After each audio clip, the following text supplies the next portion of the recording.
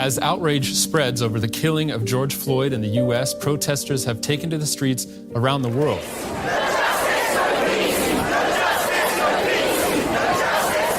Derek Chauvin kneeled on the neck of a black man, George Floyd, as he begged for his life. He stayed on George Floyd's neck for 9 minutes and 29 seconds. But even that horrific number doesn't begin to tell you what happened to George Floyd. Doesn't begin to tell you how he struggled to get air in his lungs. How he told officers more than 20 times, "I can't breathe. I can't breathe. I can't breathe. I can't breathe. I can't breathe. I can't breathe."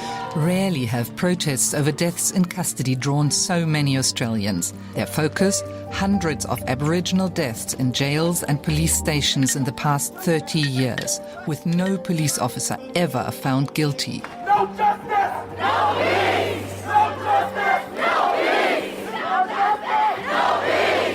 No justice! No peace! No justice! No peace! No justice! Thousands of people have gathered in Berlin city center to stand up against racism following the death of George Floyd. This death of George Floyd really angered people here, but it also vindicated them because racism is very much a thing here. I am out here to get justice for my city.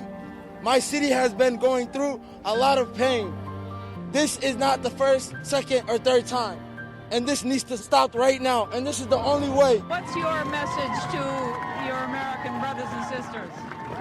That we're with you, and we love you, and we want your message is heard over here, and we'll keep fighting the same fight that you are. Are we next? Are we next? Are we next? Are we next? Are we next?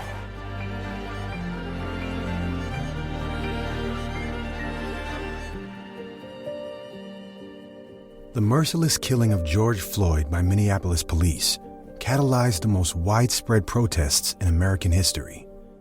After decades of footage of Black Americans being needlessly killed by police, America had had enough. Millions took to the streets, as well as social media, calling not only for an end to police brutality, but also for a nation to dismantle the layers of racism that it was built on. Medicine has mirrored the racial injustice in our society. From research funding to patient care to life expectancy, there may be no population of patients whose health care and outcomes are more affected by racism than those with sickle cell disease. Hi, I'm Christopher Grant. Welcome back to The Sickle. Today, we'll hear from 3 patient advocates, Andre Harris, Justina Williams, and Dr. Carolyn Rowley, and 3 healthcare experts, Dr. Louis Su, Joel Helle, and Ahmar Zaidi. Systemic racism has created medical disparities in the American healthcare system. In the final episode of this series, they'll explain how and what we can do to end it.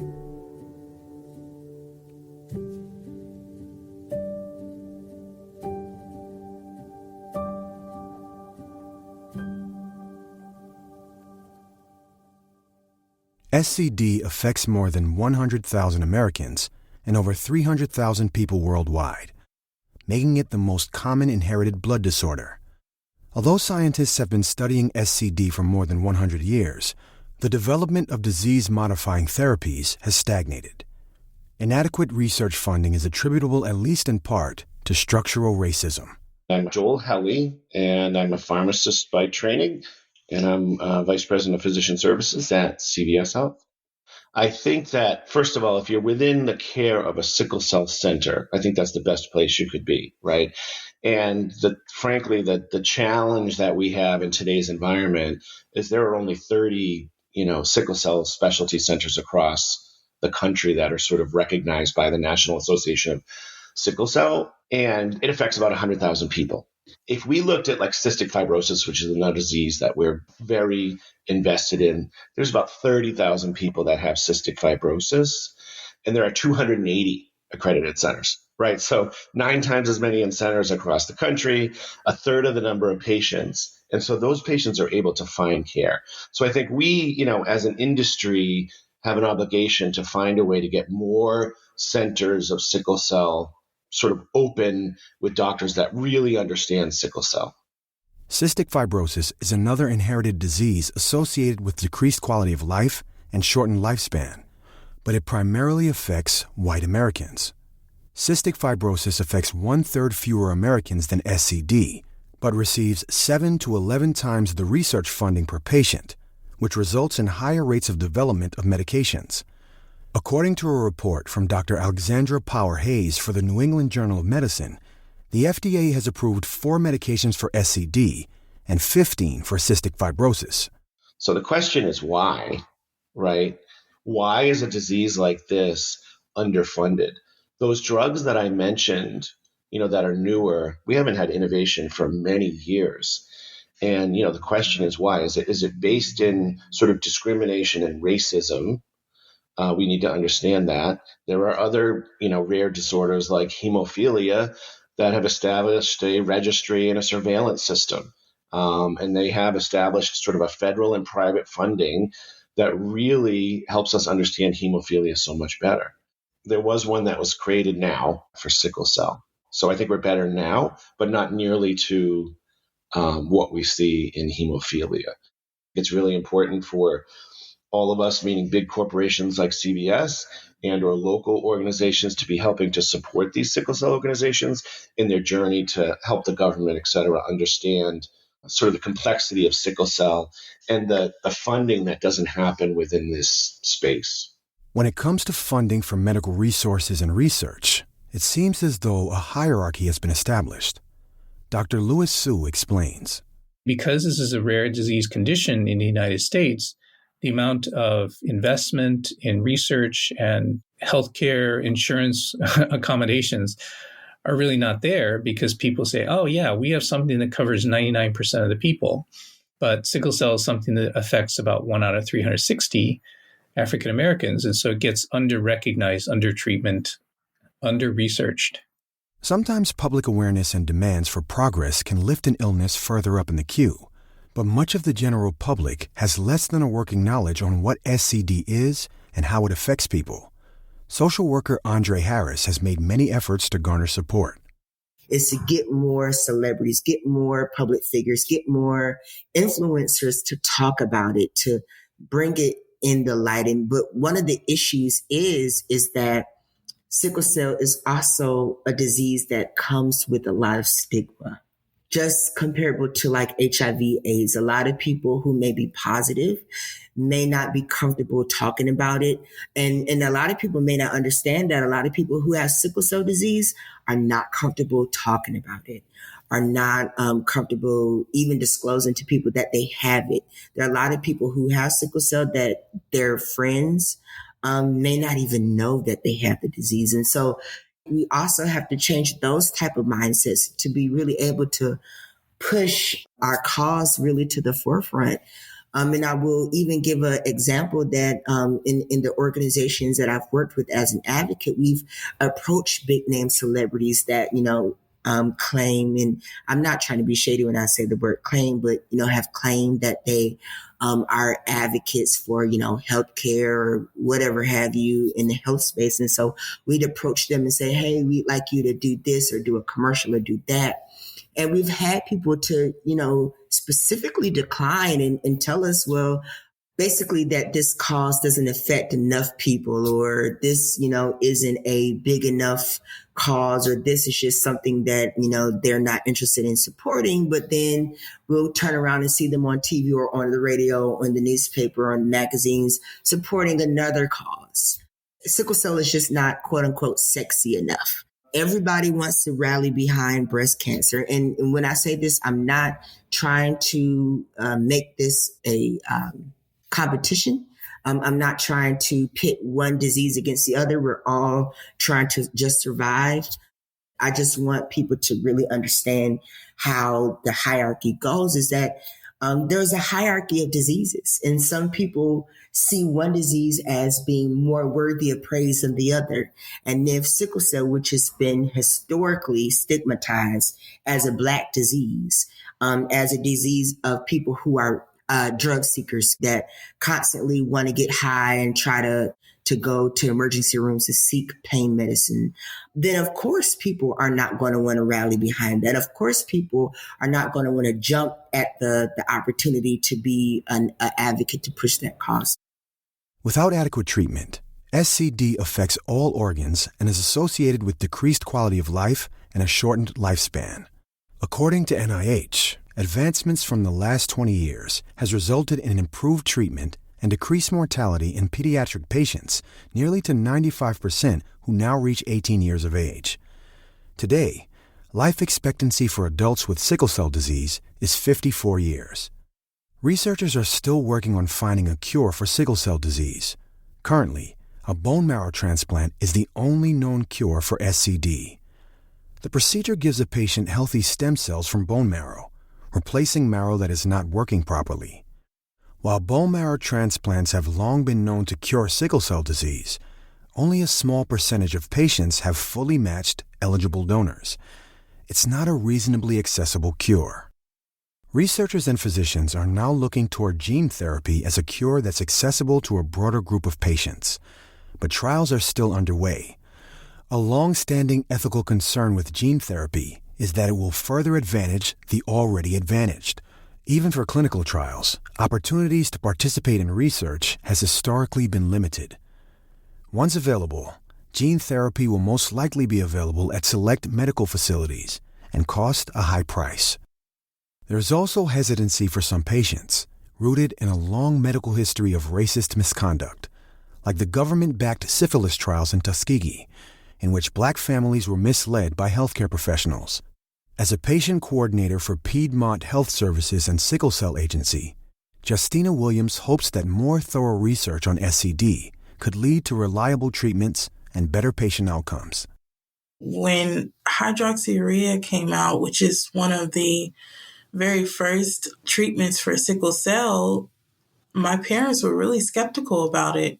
And when I tell people about research and stuff, I want them to understand that research is not something that the African American community is really willing to do because of past research that was done illegally.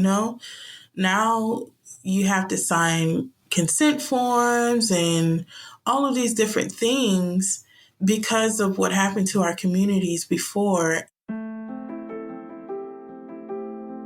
And a lot of the time, if you don't fit the criteria, then you can't be a part of a trial, or you don't qualify for medications.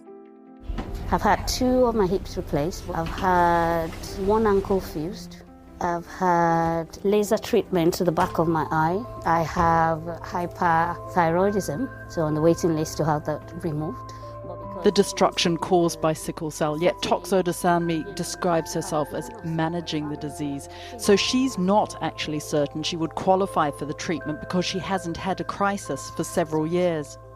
For the NHS to be asking me that I have to be sick enough, the fact that I have sickle cell is not enough.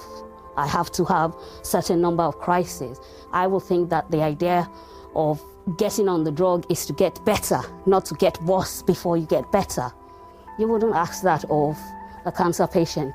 You wouldn't say, oh, let's wait for the tumor to grow or spread before we start treatment. And you presumably don't want to have a crisis? No, I wouldn't come off, blood transfusion to be sick just to get onto the new drug, no. Sickle cell affects everyone differently.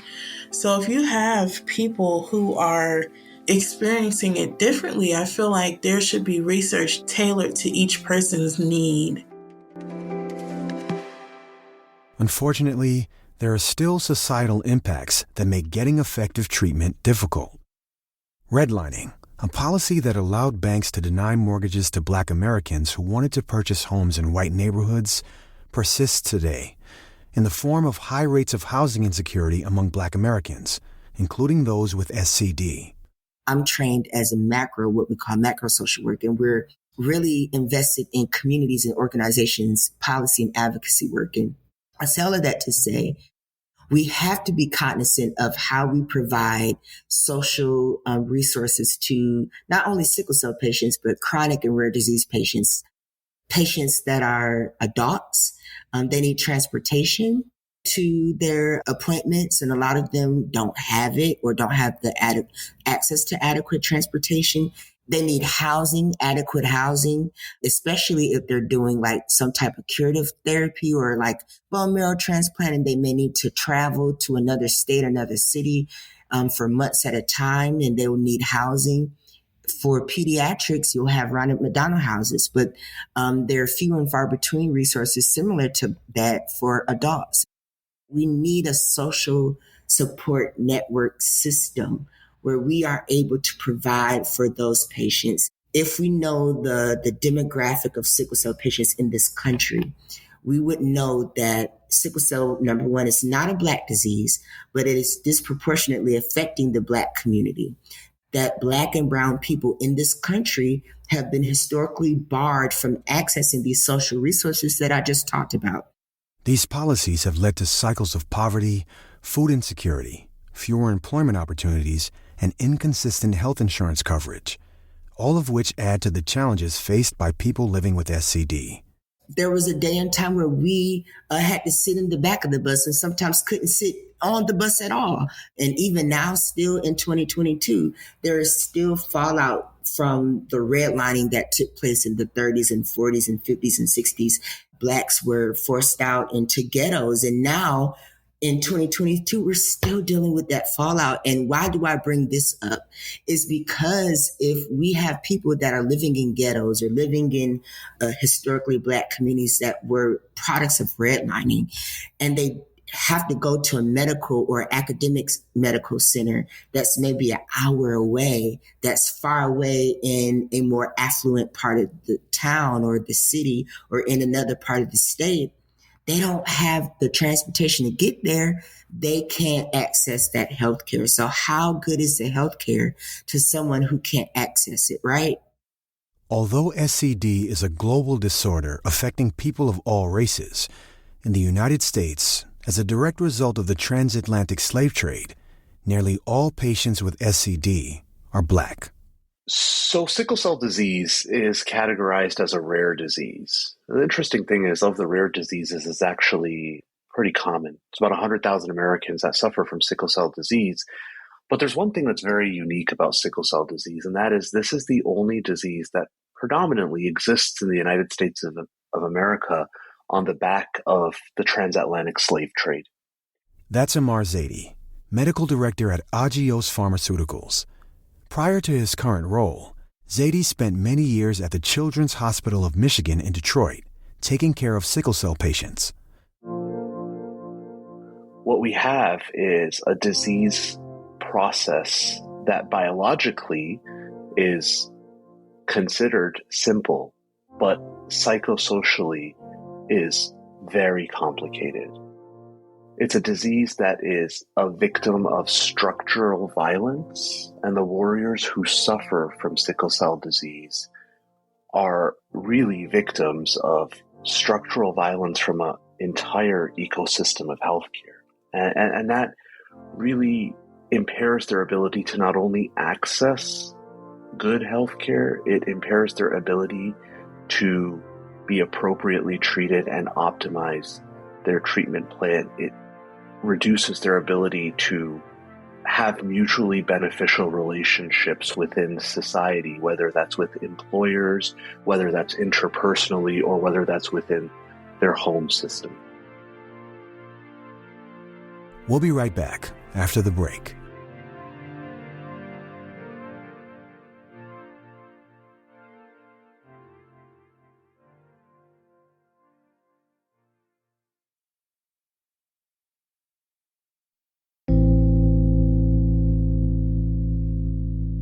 In addition to the barriers created by structural racism, access to high-quality healthcare for patients with SCD is also disrupted by interpersonal racism. Too often, patients with SCD simultaneously combat unbearable pain and discrimination when seeking medical treatment. We're talking about truly sickle cell's multicellular clusters blocking blood flow. That constitutes, for most physicians, an emergency, right? If that blockage is happening in your brain, it's a stroke. If it's happening in your legs or arms, in sickle cell patients, it presents as a pain crisis, right? If it's happening in your chest, it shows up as pneumonia, or what we say in sickle cell disease terms, acute chest syndrome. These all constitute emergencies. Now, what happens when you don't treat an emergency like an emergency? Well, you can expect that over time, as these insults to their body start accumulating, there's going to be a toll. We know that sickle cell patients suffer, for example, from silent cerebral infarcts or silent strokes. We know, for example, that sickle cell patients have reduced bone health because of the same reason. When sickle cell patients interact less frequently with the healthcare system, it's detrimental to the whole ecosystem. It's detrimental not only to the sickle cell warrior themselves, it's detrimental to the healthcare system, because then when they do present, they're often sicker. They're often in a position where it's more difficult to help.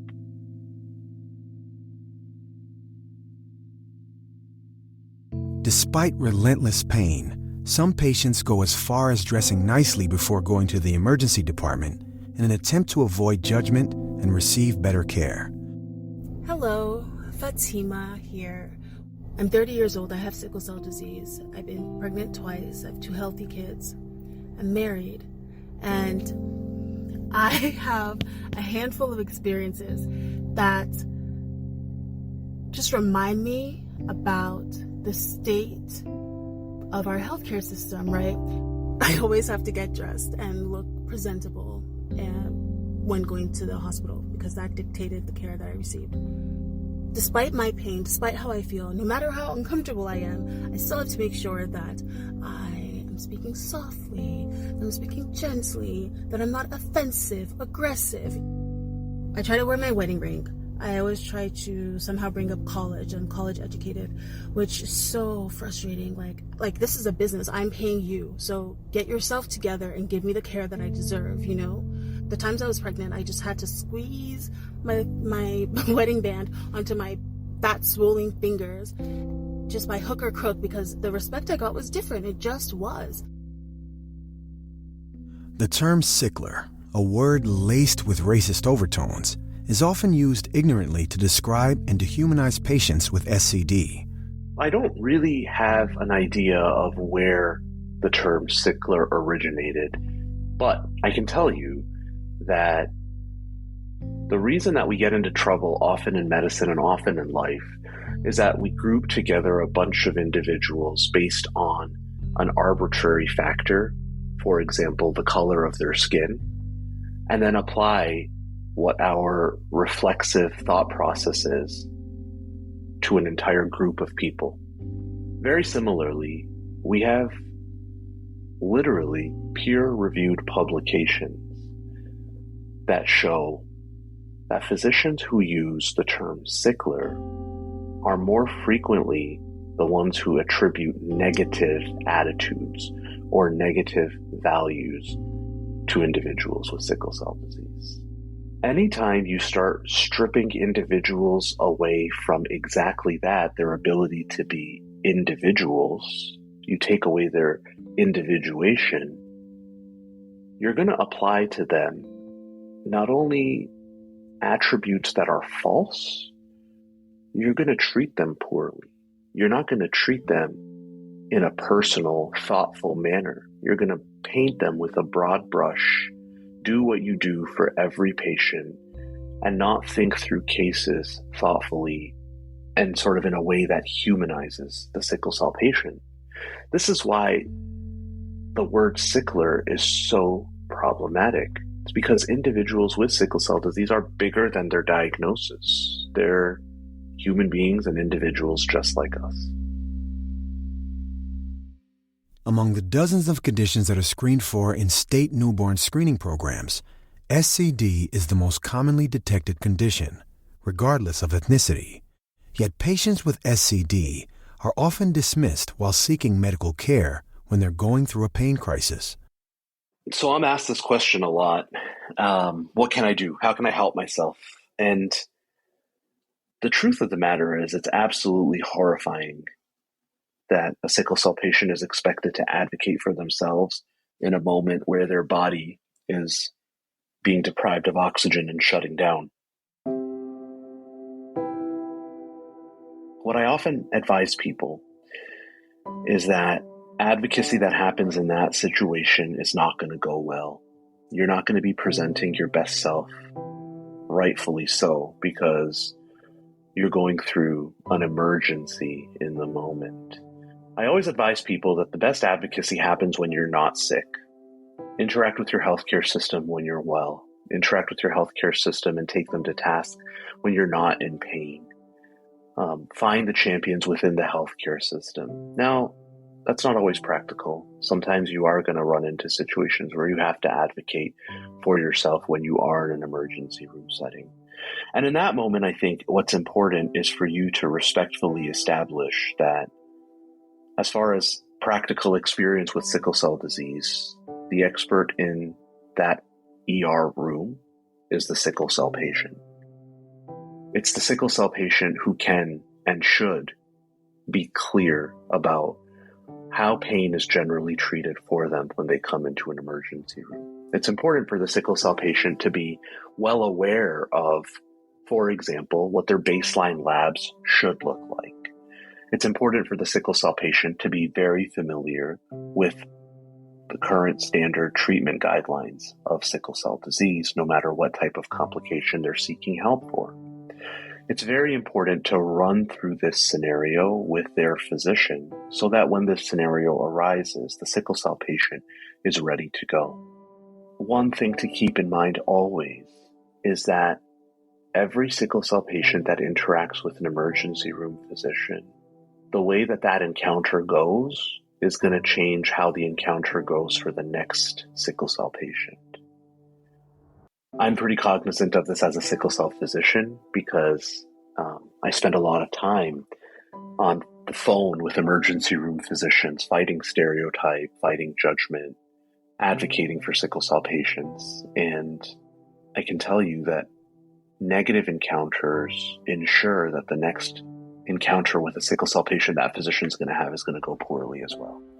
So remember that you're advocating not only for yourself, you're advocating for the next sickle cell warrior that walks through that door. Keep that in mind as you approach that interaction. All I can say is I apologize that we're asking sickle cell patients to advocate for themselves when they walk into their emergency rooms.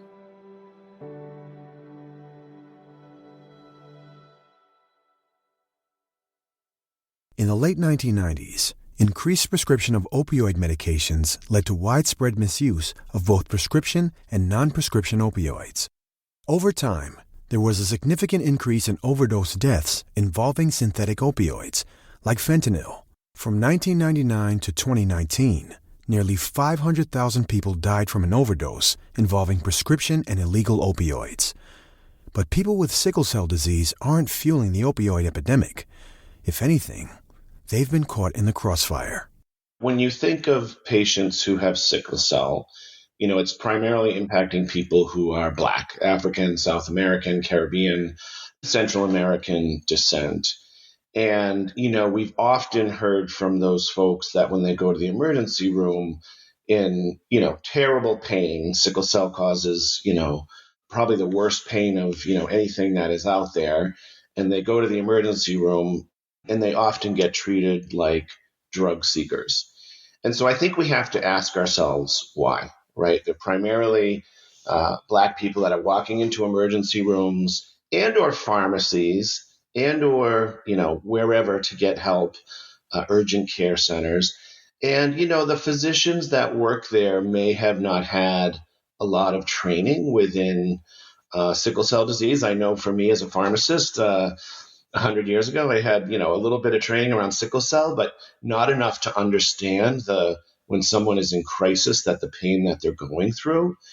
And, through the opioid crisis, and there were a lot of drug seekers out there. And I think there's a basis of racism within the fact that someone walks in a lot of a pain and is looking for opioids and or help with that pain and are discriminated against, with a disease that's a terrible, terrible, terrible disease.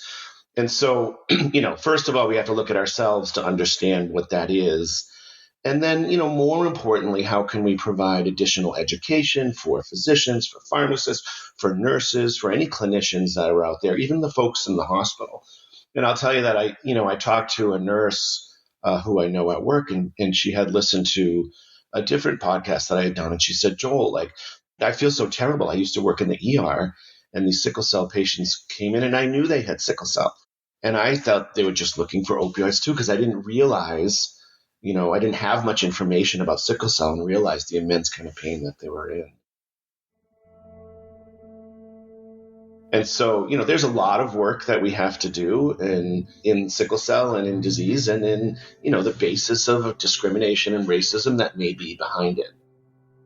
Over the last 3 decades, as the opioid epidemic tripled in the last 3 decades for the general population, over that same time period, deaths from opioid use in the sickle cell population remain close to zero.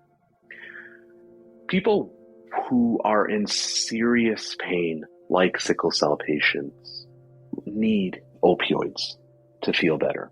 That's the best that we have to offer them, and they absolutely have the right to have access to effective and high doses of opioids.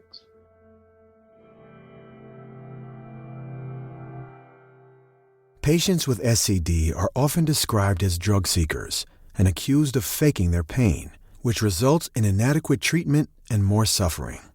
Because of the additional stress of perceived racial stigma, many patients choose to avoid care altogether, further increasing the risk of life-threatening complications. Dr. Carolyn Rowley has been providing housing and healthcare resources to patients with SCD through her nonprofit, Cayenne Wellness Center. She has seen many patients come and go. She recalls the experience of one of her earliest patients, Bobby. When I moved back to California, he was my first patient. Bobby was 17, 18 years old. He was in the hospital for pain. His pain was being relieved, but he refused to go, and he wanted to die. And I remember going up back and forth twice a week. The hospital did eventually move into a convalescent hospital. My plan was to, get in there and let him know that life was worth living. His plan was to not do anything, not move, to allow his body to atrophy. So I remember doing my holistic health and let's see what we can do. And then finally he said, so Dr. Rowley, can you guarantee that I would never be called outside my name? And he meant being called a sickler, which is like using the N-word, and a frequent flyer. And I said, Bobby, I can't guarantee that no one will ever stop using that. But what I can do is I'm an advocate. So when you go into the hospital, you can call me and I'll either drive out or I'll call, and we'll mitigate that situation quickly. But I don't know if I can ever stop people from using or referring to you as sickler, as non-human, or that you'll hear people saying frequent flyer. But we can educate. He says, so can you guarantee that if I stay alive that I'm going to be believed and I'm going to get my pain under control quickly because I'm going to be believed? And I said, well, again, you can always call us, but no, I cannot guarantee that every time you go in that they will believe you and give you what you need. However, again, we can advocate and let them know persons with sickle cell disease should be fast-tracked, and this is what you normally take, et cetera, et cetera. But that wasn't good enough for him. Finally, I had to have a moment of reckoning. It came to me that I just needed to be a friend because he was resolved to doing this, and that my answers weren't satisfactory. That was a very tough moment for me, knowing that he was resolved, because we hadn't come far. So I still wound up going there twice a week, just talking, and finally asked, so what is it that you would like to do that you haven't done? And he said, I've never been to a theme park and I've never been to the beach. So I recall speaking to the mom, and she made sure that he went to the beach before he passed on. And so all what we do was dedicated to Bobby and others. What's sad for me is he was 18 years old. I don't think people understand, so let me really try to make it plain for people.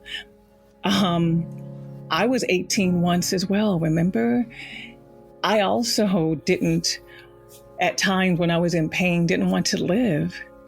So what would have happened if all of us just were resolved because of what we encounter when we go to the hospital? I had been, in my lifetime, physically abused by nurses, of course, not believed, accused of being a drug addict. There was a time when I thought, I'm going to die in this hospital. I felt that way until I changed my medical home. So what if we had all died before our time? There wouldn't be many of us here to be able to keep things going. So that's why, for me, talking about Bobby is very emotional, because at 18 years old, he couldn't see beyond what was happening. And I had done some living because, again, I managed to change that and wanted joy and wanted peace. And so I've had a beautiful life. I've traveled the world. And that's why it's so sad, because some people get so resolved, and all we can do is hope and pray that we can have some level of influence. But he was resolved, and perhaps rightfully so, because who wants to be called outside their name? Who wants to be looked at as inhuman? That's how we're looked at when you're calling us these names, but yet they get away with it. It happens every hour of the day, every day, and they're getting away with it. They're getting away with these biased thoughts, these prejudices. I don't even want to call it treatment, this non-treatment of giving people less than what they ask for. I don't think about it often because I'm living for today, right now, and I enjoy every moment. But I can relate to my fellow sickle cell warriors who are going through the storm now. It's very, very real. What has happened, what continues to happen, and what we're doing to change that.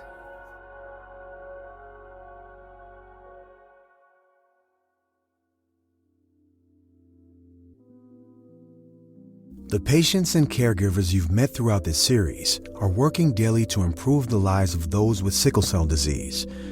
In order to improve their outcomes, hospitals and clinics must be safe spaces for patients with SCD. Unconscious judgments and implicit biases can be exacerbated in busy emergency rooms, clinics, and wards. Healthcare providers must be open-minded and self-aware as they care for patients with SCD, recognizing their own implicit biases and making a conscious effort to treat patients equally. Providers who develop long-term relationships with SCD patients must be willing to have open and honest conversations about race and the impact of racism on patients' lives. To end this series, we leave you with a final call to action from each of our guests.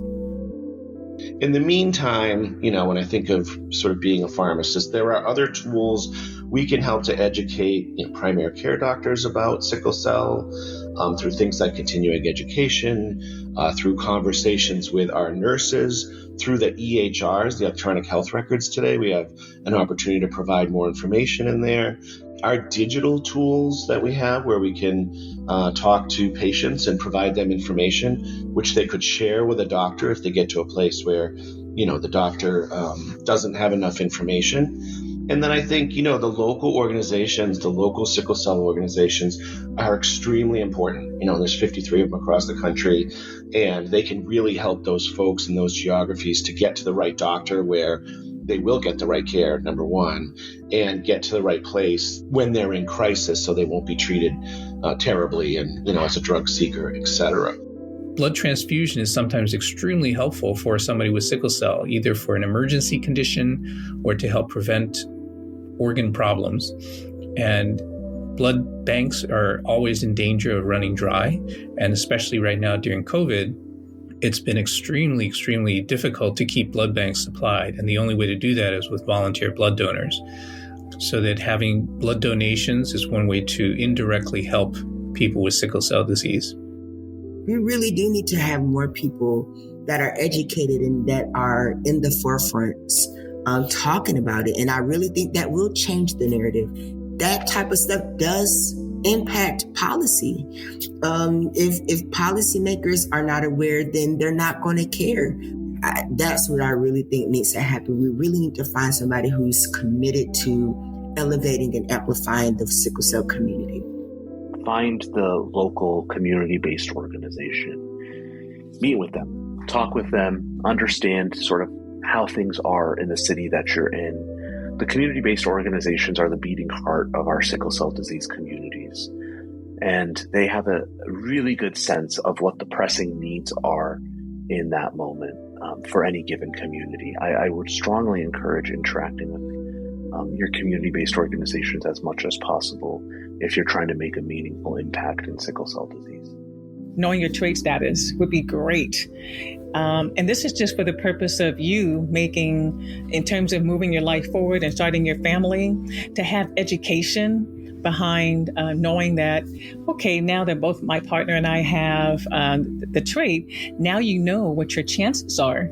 Sickle cell is considered a rare disease, but I really feel like if we do more digging and find other people, it wouldn't be considered a rare disease. So people would know what it is, like they know what diabetes or cancer is. It is sad that a lot of people still don't know what sickle cell is. Like, they just think it's a Black disease, but it's really not. It affects everybody. We need more notoriety about this disease and who it can affect.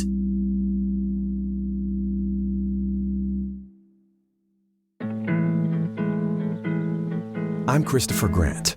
Thank you for listening to The Sickle. We hope you've enjoyed listening to this series. The Sickle is a production of Offscript Health. Our senior producer is Brianna Seeley. Our assistant producer is Joey Brenneman.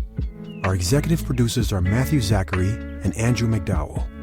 All views expressed by our guests are their own. Check out our show notes for information about the clips and music in the series. For more information about this series, visit thesicklepodcast.com. That's thesicklepodcast.com. For more information about the Sickle Cell Disease Foundation of America and how you can take an active role as a sickle cell patient advocate, visit sicklecelldisease.org. That's sicklecelldisease.org. For additional information about Offscript Health, visit offscript.com. That's offscript.com.